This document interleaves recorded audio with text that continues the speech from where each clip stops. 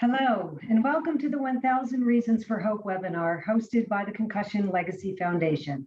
I'm Lisa McHale, CLF's Director of Legacy Family Relations, and I'm thrilled you're joining us this afternoon for a rare opportunity to hear from the co-founders of the Veterans Affairs Boston University Concussion Legacy Foundation Brain Bank. Today, we are celebrating a momentous research milestone chronicled in our new 1000 Reasons for Hope report just released yesterday.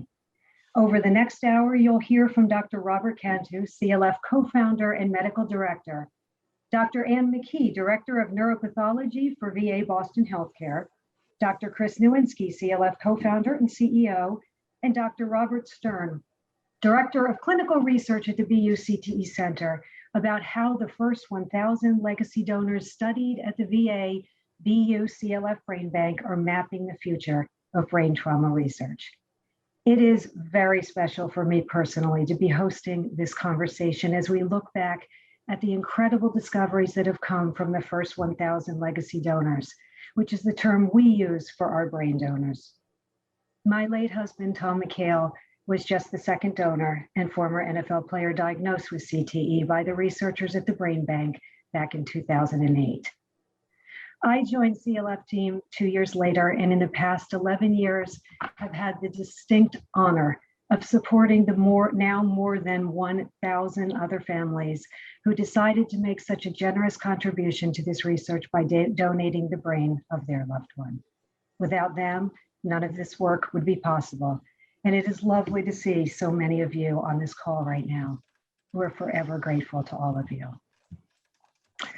So just a few announcements before we get started. The 1000 Reasons for Hope report is available at concussionfoundation.org/1000 reasons, or you can alternatively, I believe, find a link of it in the chat. We will be doing a Q&A at the end of the webinar, so please submit any questions you have for the co-founders in either the Q&A box below or the chat will do as well, and we will do our very best to get to them. And if you're not able to stick around until the end, we will be sending out a link of the webinar recording to the email with which you registered. Okay. So I'm so excited for this conversation. Let's kick things off with a question for Dr. McKee. Dr. McKee, as the director of the VA Boston University Concussion Legacy Foundation Brain Bank, well, first of all, thank you for your leadership. Thank you. This report summarized 13 years of your work. Why did you start this brain bank? And why do you think it has been so successful? Wow, those are not easy questions. It was really meeting Bob and Chris and working with Bob Stern back in 2007. We had heard that football players were having difficulties, and we thought this was an area that really needed an intense look.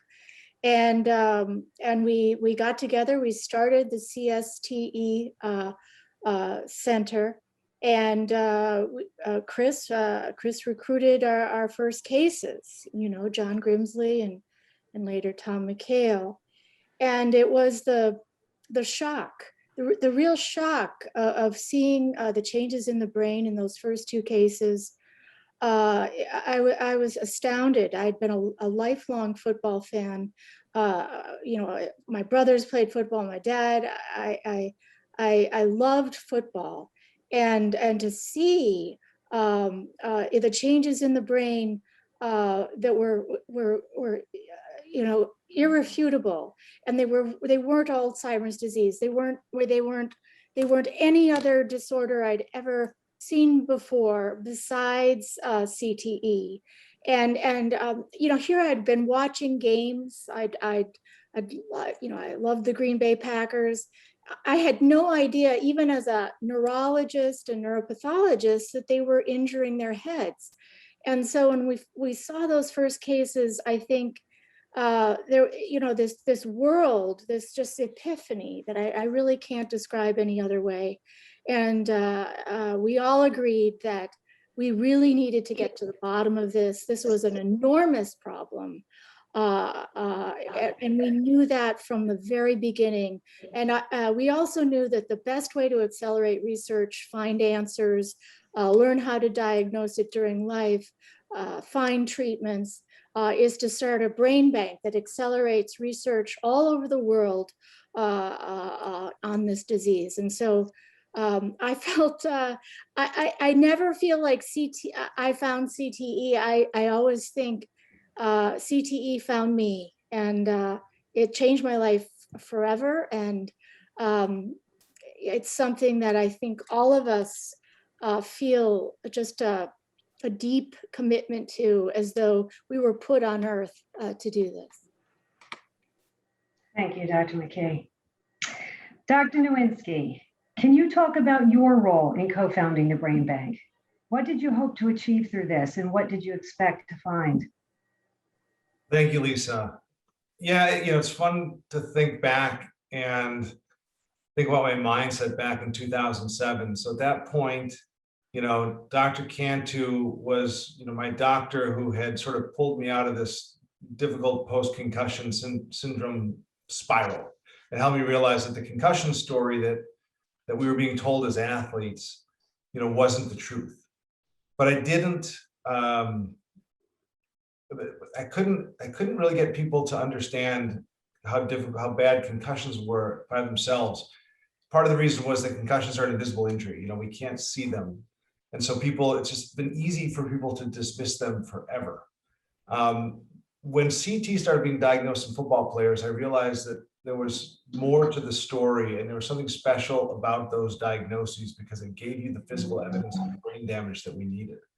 And so, with Dr. Cantu's support, we began outreach to families starting in 2006 with Andre Waters, and thank God his family was so generous when I called just to ask them if they might be willing to have his brain studied. And when they said yes, that sort of set off this whole thing. And I realized that when we were able to get the story of Andre's findings on the front page of the New York Times and the conversation that started nationally, that this is where we need to invest our time and effort, that we need to figure out what's going on with CTE. And we didn't, what was even really frustrating me was that the NFL was denying that this was a thing back then. Everyone in sports was denying that CTE was even a disease. I said, all right, well, I'm very confident it's a disease because I was listening to the experts. And so I said, let's just find more cases. And to do that, I learned you needed to have a brain bank, and you needed to, and so then my goal became, let's find the best scientists out there. And I was just very lucky to be introduced to Bob Stern and shared, my vision. And Bob said, I would, this is where to do it, and I want to be a part of it, and let's go. And he said, you need to go convince Ann McKee. and it didn't take much convincing. As Ann said, she got it from the first moment. And so I said, great, let's do this. And I started reaching out to families. And what's most amazing now is how much I didn't understand about all the other important work that had to go on. I was good at that one thing. And thanks to all the families that have supported, without them, we would know nothing.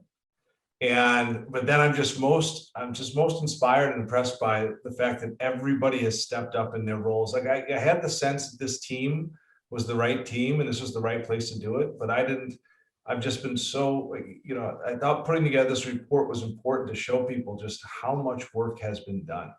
It was so hard to pick the top 10 studies for this report because there's been 100 publications, more than. It's so hard to choose which researchers to talk about because there's so many doing great work. And so, I came to Ann and said, I don't have any money, I don't have anything, but we should do this. And Dr. McKee made it all happen. And then the research that's been come from that, and it's just inspiring. So I just can't believe this little idea became, what this is now. Couldn't agree more. Well, Dr. Stern, on to you. So you've been on a quest to understand the clinical syndrome associated with the disease of CTE. The Brain Bank informed your recently published traumatic encephalopathy syndrome criteria. Can you tell us about what we know today about clinical symptoms of CTE and where we stand with learning how to diagnose CTE in the living?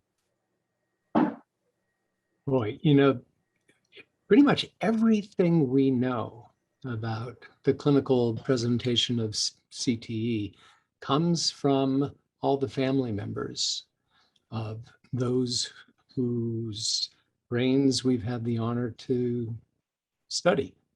You know, when Dr. McKee and her team started out doing the incredible neuropathological examinations, I started listening to these family members, including you, Lisa. Way back when, it was just listening and listening and hearing story after story of people who lost someone so dear to them. And as the stories were coming out, we started hearing very similar types of stories, very similar types of symptoms from one person to another. And then it started to get more formalized as things moved ahead. But all of it came from listening to all the incredible donors. And that's, you know, that's something I think we all need to step back and always remember, that, you know, this is a celebration of how far we've come, but it's also a kind of bittersweet celebration that it's 1,000 very dear lives that had stories, that had loved ones, that had full, rich histories. And we have to be thankful for all of those individuals. But through the years now of listening to these stories and then more formally trying to figure it out through a variety of methods, we now get a sense of this syndrome that we're calling traumatic encephalopathy syndrome. And what that includes is like this whole big shopping list of different criteria that are put together by this wonderful group of experts that I had the honor of working with over the last 2 years, people who represent the real kind of senior people from all over the world. And it led to an agreement, this consensus agreement, that this traumatic encephalopathy syndrome occurs in people who have a substantial amount of repetitive blows to the head through football, through other contact and collision sports, through military service, through whatever that repetitive trauma can be. And with that as a background, then the symptoms of the disease are looked at and examined. And it includes things like significant cognitive impairment, decline in things like learning and recalling new information, a memory impairment, not remembering things from a long time ago, but the inability to make new memories. And then also something called executive function problems. These are things like planning and organization, judgment, decision-making. And these difficulties are really, really common. And then the other part of the clinical presentation is what we're now referring to as neurobehavioral dysregulation. And this is something that a lot of people are so affected by, and family members are impacted by. And this is where there's a problem with regulating one's emotion and behavior. So there's a kind of an out of control type of presentation of having a short fuse, of blowing up too easily, of being aggressive and rageful, kind of acting before thinking. And then on top of that, there needs to be this kind of progressive decline for it to really be considered this neurodegenerative disease that CTE is. And now the more we're studying it, the more we're doing clinical research of living people to be able to understand who has it, who doesn't, how we can better our diagnoses, the more we're understanding that there may be a difference between these cognitive difficulties and the neurobehavioral dysregulation problems in terms of what's going on in the brain. And we're really trying hard to understand that now. But for us, the key is to be able to diagnose CTE while someone's alive. And we have several different research studies at our group in Boston, that people around the world right now are now finally really doing incredible work, exciting work with the National Institutes of Health funding wonderful projects to be able to get to that next step of diagnosing CTE accurately during life. That's, for me, what drives me every day, is getting closer and closer to that goal. Many of us thrilled that you're working on that. Important stuff. Dr. Cantu, last but not least, one of the many hats you wear is as an advisor to sports leagues. You've been critical, of course, to translating the findings of the Brain Bank into changes to sports that make them safer, and hopefully to prevent cases of CTE in the future. What have we learned, and how is that changing sports? Well, I think one of the things we've learned, Lisa, we've learned many things, is that it's a dose response in almost every case with CTE, and the dose is pretty massive for most of the people with CTE, at least symptomatic CTE. And by that, I mean thousands and thousands of hits. And understanding that, and understanding that it's not related to concussions, has, I think, allowed sports bodies to make very meaningful changes, rules changes. The National Football League alone has made over 20 rule changes in the last 15 years. Many of them directed toward taking hits to the head out of the game, or at least minimizing hits to the head. Things like doing away with a four-man wedge, which was clearly the most dangerous of all the activities, because people were colliding at full heads of speed and going in opposite directions. But also things like moving the kickoff up to the 35-yard line, so more than half the kickoffs are not run back, and all of that head trauma is now eliminated. But when we think of those rules changes, and the ones coming and are not yet enforced like they should be, but they're on the books, and that is, you cannot initiate contact with the top of the helmet in either blocking or tackling. And even the ball player isn't supposed to duck his head at the moment of contact and try to drive his head into the helmet of another player. Those rules are on the books. They're not being called as precisely as we'd like, but I think we're getting there. Targeting is called better, I think, in the NC2A than it is in the National Football League. But what it has mostly allowed us to do is to make sense out of not bashing heads needlessly in practice. So that whereas 30 years ago, it was commonplace that you'd have 3 or 4 full contact practices during the week. Now you don't have many weeks. The mandate is you can't have more than 14 over an 18-week season, and you can have absolutely 0 in the off season that we're in right now. All the OTAs are essentially skill drills, timing, but there's no head-to-head contact. There's no full body contact. They're not even wearing full pads for the most part. So I think there's been huge changes that will reduce the amount of total blows that an individual will take over the course of their career. And I think that is going to translate, hopefully, into much less CTE in the future. Yep, so thank you. Thank you, Dr. Cantu. Lisa, you mind if I interrupt and ask you a question? Sure, Chris. You've played such a critical role here as our Director of Family Relations. You were the CLF's first hire, and your job has been to hold the hands of families through the research process and beyond, as we try to keep our families involved in learning about how their loved one's donation is changing science. So I want to first say thank you for taking on that responsibility. But I'd also like for you to talk about how we're trying to honor all these legacy families with this report. Yeah.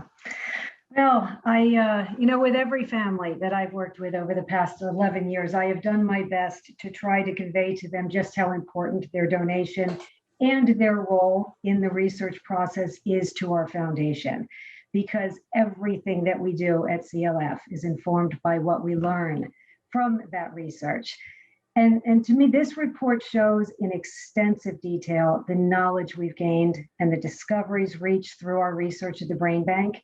And it's absolutely astounding to me how far this program has come. And again, all of that points back to the contributions that are made by our legacy donor families. Thank you.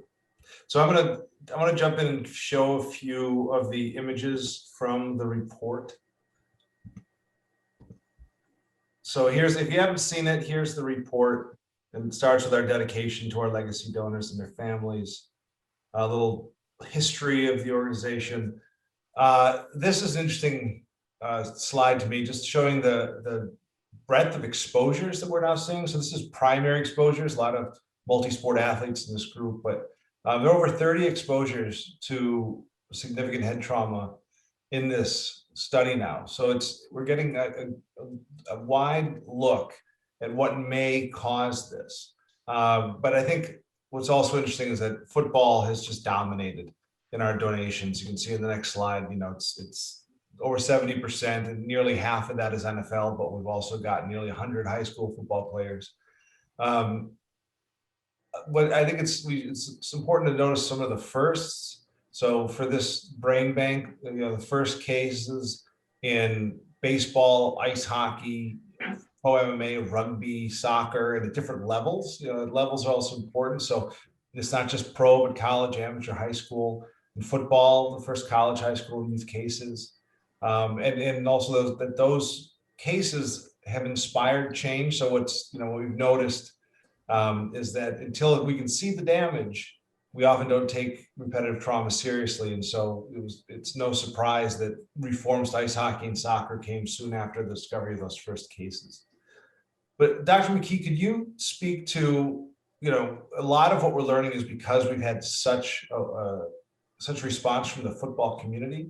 So now that we have had over 700 football players donated, what has that taught us about CTE and specifically CTE in football? Well, yeah, we do have the greatest, widest experience with football, with over 700 brain donors coming from football. And of course, it's every week, it's more. These numbers just expand every day. But it's enabled us because we now have hundreds of cases, because we have over 300 NFL athletes, because we have hundreds of young athletes who only played amateur ball.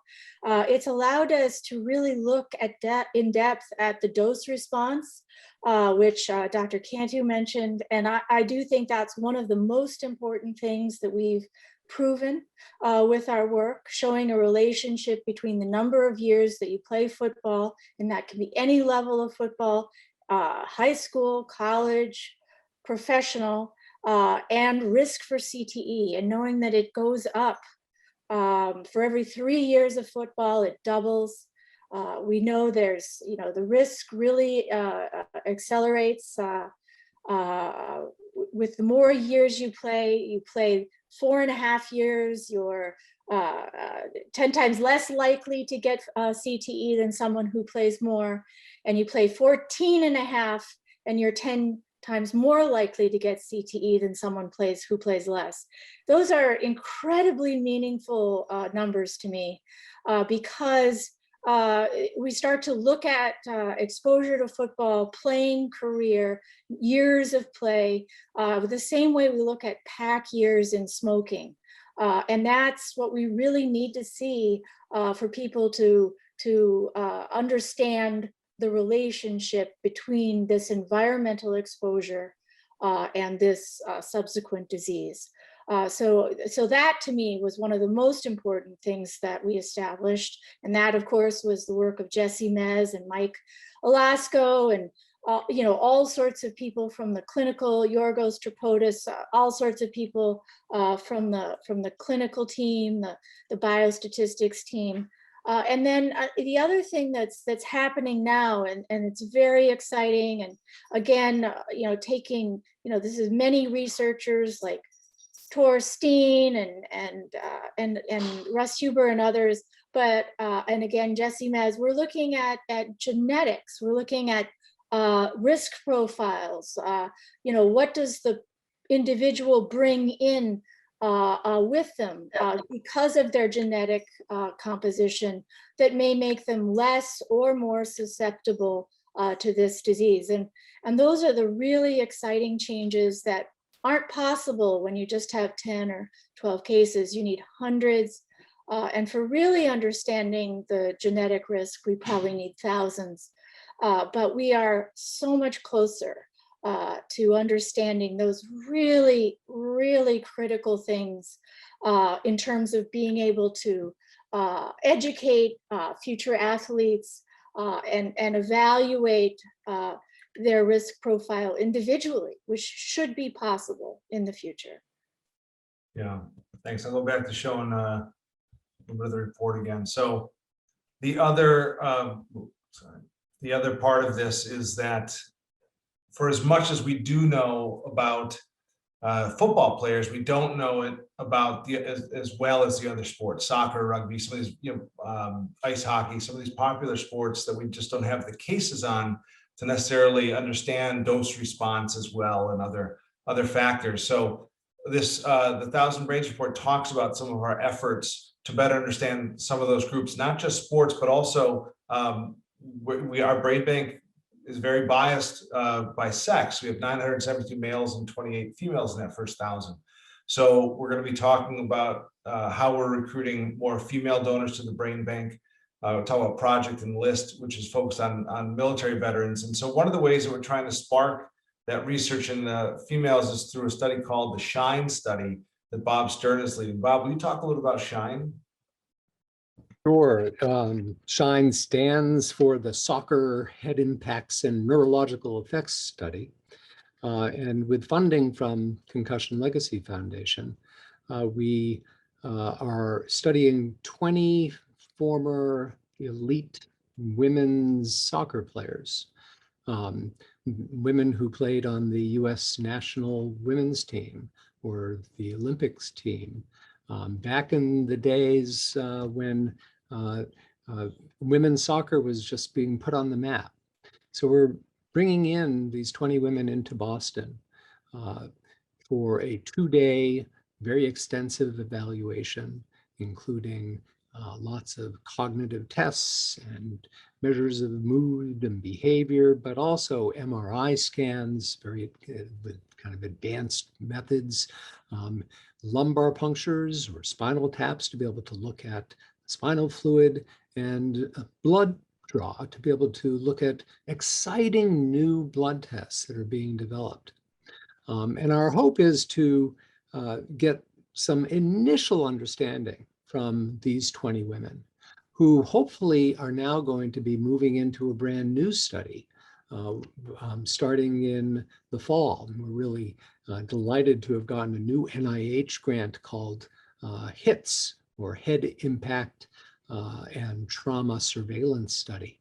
And this is a real important thing in my mind because we're going to be studying soccer and football and focusing on women. So in the soccer group, we're going to be looking at 2,400 former soccer players. That's 1,200 women. And then 2,400 former football players. But all of these former athletes, the men and women, soccer and football, could have just played up through youth or through high school or through college or to the pros and elite levels. So we can get a better understanding of how different exposures really make a difference. Is heading the ball in soccer an important type of repetitive trauma that's going to lead to later life problems, including CTE? Are there differences between men and women in terms of their exposures, how they play the sports, how their brains develop, and how they respond to injury and disease? So we're real excited to be able to start that project, and real excited to now continue to bring in the women in the SHINE study from around the country now that hopefully we're moving forward post-pandemic. So we're real excited to now start focusing on women, other sports, and expand our knowledge of what type of repetitive trauma leads to what type of later life problems. Thanks, Bob. And we've picked up that signal about CT also in our military veterans. You know, our brain bank is actually physically at the Boston VA healthcare system across multiple locations because it's become so big.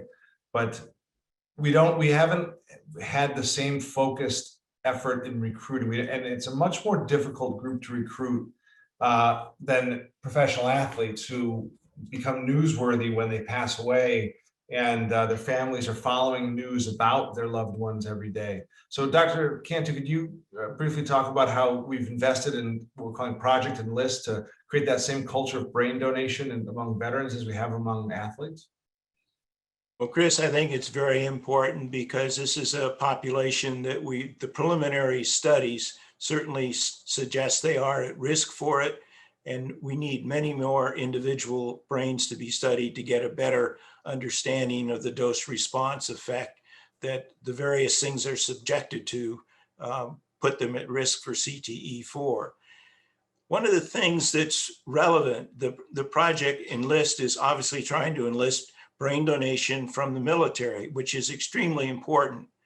But it's very important, I believe at least, that we enlist brain donation from asymptomatic individuals who've been exposed to the same amount of trauma as others might have been that have had symptoms. The overwhelming majority of those 1,000 brains, high 90 percentile probably, have been individuals that were symptomatic at the time they died, and that's why their brains were donated.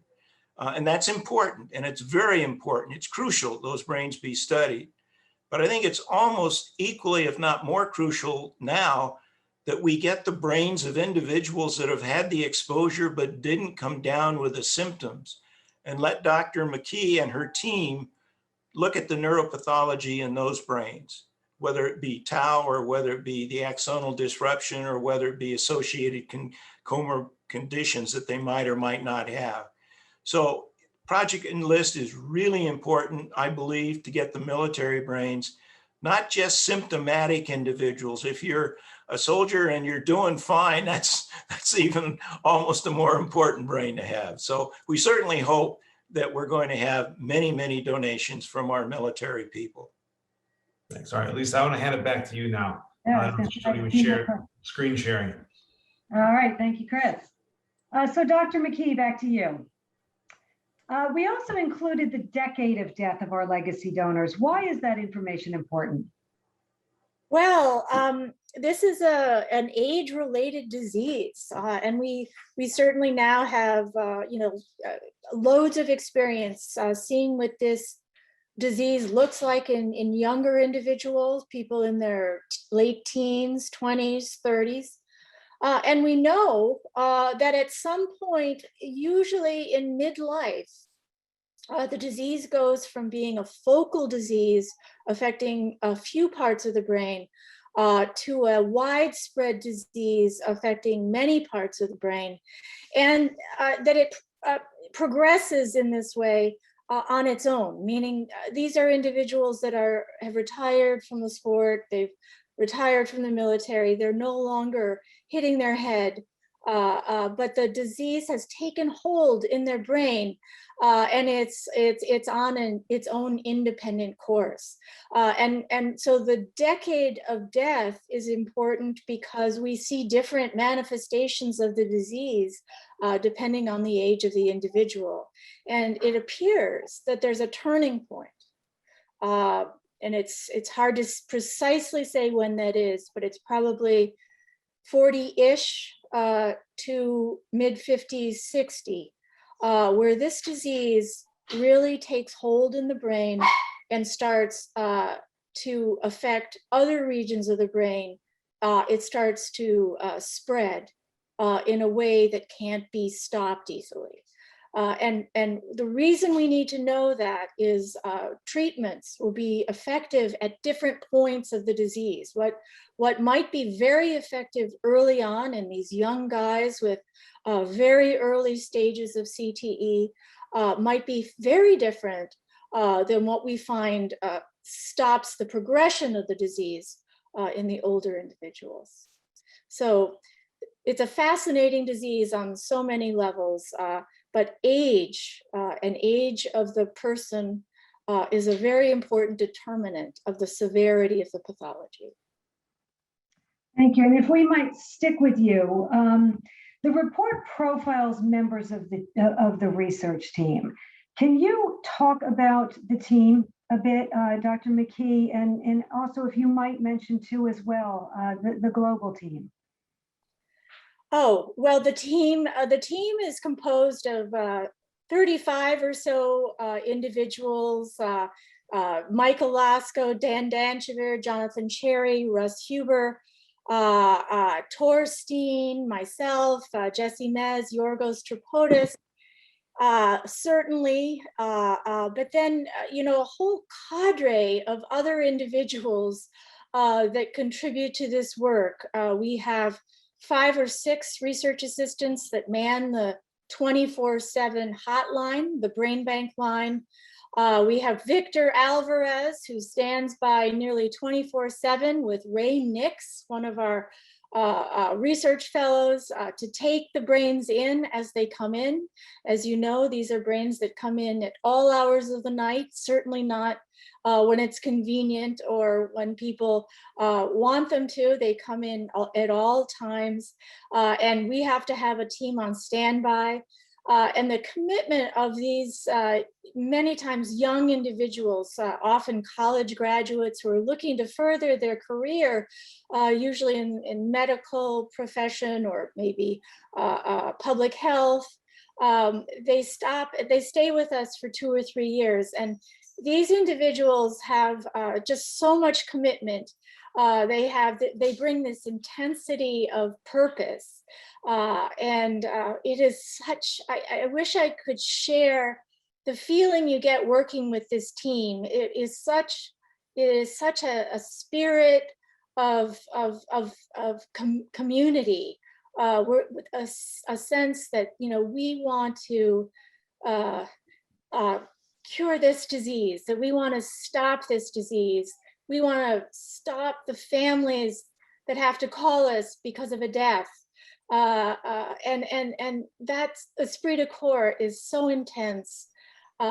It really drives us because the technicians, the lab people, this is a tough job. It is not ending. It is a marathon, not a sprint. And it is such a pleasure to work with all these people. And we work as a huge and very committed team.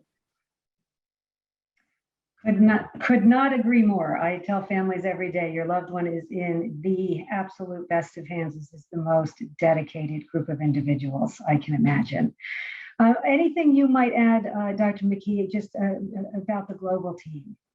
Oh, the global team. And that is something that Chris and Bob have started just in the last, really took off in the last few years. And it's so exciting to work with people all around the globe.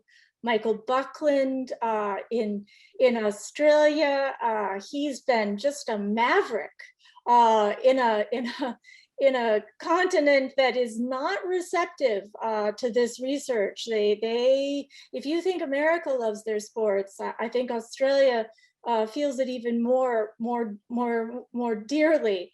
And then Richard Fall in New Zealand. We have Leah Grinberg, who works both in San Francisco as well as Brazil.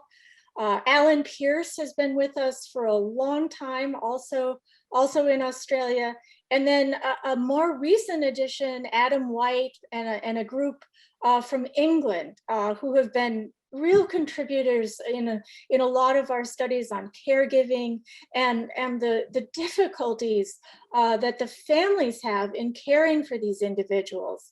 We know that the individual suffers. We see it. We see their pain. We hear about it. Bob Stern sees it every day. But the caregivers, the people that are the support family for these individuals, they are champions, and they need our compassion and our help as well. And then people I haven't mentioned yet, Lee Goldstein, who works on animal models and experimental models of injury, which are critical for developing diagnostics and therapeutics. You know, we are just blessed to have a worldwide enthusiasm for this work. Thank you, Dr. McKee. Dr. Stern, you're leading the world's largest clinical study on CTE, I think appropriately called Diagnose CTE. Can you tell us about it and what excites you most about the future of your CTE research? You know, you caught me on the right day, because over the next 2 days, we're having our annual investigator meeting where the 30 or so researchers from all around the country, plus another 30 or more staff and trainees, all come together. This year it will be done like this, virtually, but even in this virtual environment, it's one of the most exciting things that I experience on an annual basis, because we're this year now going over the results finally of the first half of the study, baseline evaluations of 240 individuals. And these 240 folks were 120 former NFL players. These are all living people when they were studied. 120 former NFL players between the ages of 45 and 74. 60 former collegiate football players, same age, and 60 people who never played contact or collision sports or had traumatic brain injury of any type. And they, for their baseline visits, went to one of 4 examination sites around the country, at the Mayo Clinic in Arizona, the Cleveland Clinic in Las Vegas, and New York University in New York, and here in Boston. And they would go and give so much of themselves in all ways, not just their time and time away from family, from work. They would then undergo extensive scans of all different types, MRI scans, spectroscopy scans, 2 different PET scans, one for one type of protein, another for another type of protein, then blood draws and saliva and lumbar punctures and extensive neuropsychological examination and neurologic examination. That could go on and on. We collected so much valuable information on each one of these individuals, so we can understand who might be at risk for CTE, and very importantly, how to figure out the best meaningful way of diagnosing it and detecting it during life.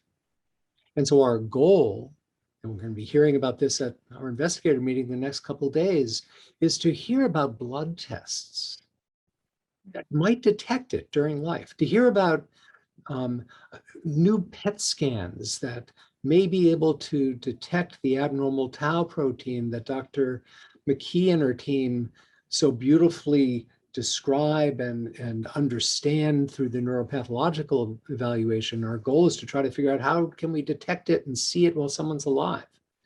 All of these new exciting things that are going to lead us eventually to the ability to detect and diagnose CTE during life. Now, because of COVID, we changed the rest of our study, because all of these individuals were supposed to have started to come back for a 3-year follow-up evaluation at each of their sites. But because of the need to make sure things were safe and preventing any disease and illness, and to also collect meaningful data, we now developed a brand new way of being able to examine people remotely, these types of connections, but also to have blood draw in their own homes and then have the blood shipped to Seattle, where our freezers are, for evaluation of the best blood tests being done in Sweden. And it's this global effort of the most wonderful, talented, passionate group of investigators. But more importantly, it's of these 240 men who have given so much of their time and effort and body fluids and you name it to help us get to that next step of being able to diagnose CTE during life. So important. Oh, a great deal to them, huh? Sure do. Yeah, thank you, Dr. Stern. And Dr. Cantu, if we might end with you, one final question. What are the takeaways for patients at risk of CTE? Well, Lisa, I think the most important takeaway for me, running a concussion center, seeing people with prolonged post-concussion syndrome, and seeing a segment of them who come with a preconceived notion that their cognitive, their behavioral, and/or their mood symptoms represent CTE because they've had a number of concussions during an athletic career or have had other head injuries from other incidents. The overwhelming majority of these people don't have CTE. And so I think the most important thing is just because you're at risk, don't get in a doom and gloom mindset that something terrible is going to happen and nothing can be done. Now, for those who have had a very extensive exposure, football players that have played a number of years at the professional level, in addition to high school and perhaps youth, who we know are at risk for CTE, still, there are therapies that can be directed toward the symptoms. There are cognitive therapies for the cognitive symptoms. There's neurostimulant medication if the therapies aren't enough. There are other medications that are used with Alzheimer's disease that also are prescribed if the neurostimulants aren't effective. The behavioral and mood symptoms can be treated as well as the emotional symptoms. So the bottom line is that CTE, even if you have it, is not a death sentence for everybody. Yes, tragically, those you read about so often do have a very tragic outcome and a very tragic ending. But not everybody with CTE has a rapidly progressive form, if they even have it. And certainly not everybody with CTE needs to die when they die. Individuals who died by suicide, if they'd had appropriate help, probably would not have died for many years in some instances. And so the important message I want is that people understand that the symptoms, A, are treatable with therapies. And if the therapies aren't fully successful, they can be helped to a degree by pharmacy, meaning medications as well. So please, for anybody that has problems, behavioral, cognitive, mood, they think might be related to CTE, reach out for help from an appropriate expert. And certainly one of the most easiest helplines that are out there is the CSF helpline that you can access through CLF Foundation. And that can certainly be helpful and get people on the road to the right types of therapy. Thank you so much, Dr. Cantu. I think a very important message that people need to hear and probably a good place to end. Chris, may I hand it back over to you to see if we might be able to handle any Q&A? Yeah, let's do 10 minutes of Q&A. And Lisa, thank you. Great job hosting. Really impressive. Your list of talents just keeps growing. So throw your questions into the Q&A. We have some already. I've seen a couple that start with the question around, and this is something that I'm always interested in. Those you, Dr. McKee, somebody who's been exposed to say 20,000 head impacts by playing way too much football or boxing, but never had any post-concussion problems, versus somebody who's had just a handful of bad concussions and not a lot of other exposure and might have PCS. What's the difference in what you might expect to find in their brain? Now you're on mute. Okay, sorry. So what we're finding is people with post-concussion syndrome, and I think Bob can speak to this well. It may be a prolonged recovery. It may take months or years, and it may be persistent. But the brain of a person with post-concussion syndrome, you would very rarely show signs of CTE.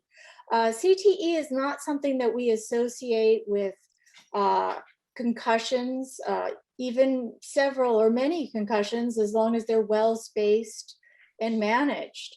CTE is something we see after usually decades of repetitive small hits to the head, the kind of hits we call subconcussion, the kind of hits that don't rise to the level of symptoms, they don't rise to the level of a concussion, and players play right through them. They aren't even aware that they're injuring their brain. And that's why dose and career length is so associated with the development of CTE, but individual concussion in our work has never been associated with risk for CTE. Good answer, thank you. There's a question around how many cases of CTE have now been confirmed through our work and globally. So, Dr. McKee, we're about 2/3 of the cases you've completed have had CTE, right? So we're in the 600s probably right now? I think we're at least 700. Okay. With CTE, and then globally, that's hard to count. But if we go back to some of the earlier literature, it's about, let's say, 100. Okay. Thank you. Yeah. So we have the majority. Although that number is growing because people have done some good look backs on existing brain banks to find some cases. Our friend Rachel Walden in the UK asked, this is not quite the focus of this discussion, but is the panel concerned about UEFA's response to the two pretty obvious concussions in the Euro 2020 tournament? Bob, Cantu, have you caught these, or Bob Stern? I've been tweeting about them. Rachel, as you can imagine, we are very upset about, even though it's not necessarily going to cause them to get CTE, concussion care is still very important, and I don't think I worry about those players remaining in the game. It's great to see some of the people who have said hello. Buddy Tevens, a Dartmouth football head coach. Thank you for joining today. Although I hope you lose to Harvard this year. Genetic risk profiles. So you touched on it. Could genetic risk profiling ever make sense for preventing CTE? Bob Stern, I know you have a thought on this. Yeah,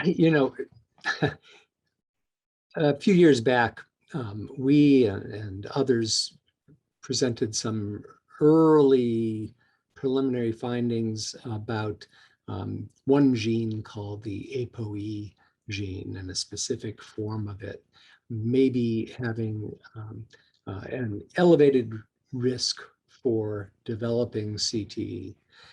And that's really a very simplistic way of looking at that one specific gene that plays a role in all kinds of brain conditions and other problems in the body as we get older. And what happened at that point is people started saying, oh, well, I'm going to have my kids tested for the ApoE gene, and that will help determine whether they should go on to play football or stay playing football. And that's not the case. It is, however, likely that we're going to discover some genetic risk and resilience profiles that may allow us to understand the relationship between environment and genetic predisposition. But it's not going to be just one gene that's going to cause CTE. It's going to be probably a combination of genes that increase or decrease risk. The same as we find for other neurodegenerative diseases like Alzheimer's disease. So I don't think people are going to be able to get a test that's going to say, you've got the genetic risk for CTE, don't do this or do this. Good answer. All right. So a couple quick answers I can give to some of the things in Q&A. We mentioned military. So I think done with first responders. Yes, they are among the on the page of the 30 exposures. We are starting to get some first responders who've had some significant exposure history. So those cases we'll be able to report on hopefully at some point, de-identified in the literature. A couple questions on emotional effects of CTE. You know, are they permanent? Do people always have anger? I think simple answer is they're not permanent and they're not always there, right? And so again, if those symptoms exist, get them treated because they almost certainly can be. Let's see. There's another one. Oh, what is the lower? Do we know the lower threshold for brain injury on a head impact? Yeah, I think the answer is we don't really know, right? We don't really have a threshold, Chris. Not even for concussion. That's a good point. Right. No, so we're basically most sensor studies measured 10 Gs and above. And we don't know what level they start to damage. And frankly, it's going to be different for everybody. Another question around, and maybe if nothing else pops up, the last question, how close are we to having a blood test or something simple like that for CTE? Chris, can I take a first stab at this and then let others please comment? Because this isn't meant to be the definitive answer. But I can remember being on panels with people at on these screens as far back as maybe around 2010. And we thought it was going to be within 5 years. So it's a very complex issue. We're much closer. Bob can tell us how much closer. Yeah, well, if we're talking about a blood test, if you asked me 5 years ago, I would never have said, we will have a blood test that will diagnose CTE or any other brain disease. Things have changed so dramatically just in the last 5 years, really just in the last year and a half, with regard to blood testing for these very complex neurodegenerative diseases. A few years ago, we would have thought, yeah, there's going to be blood tests that will pick up maybe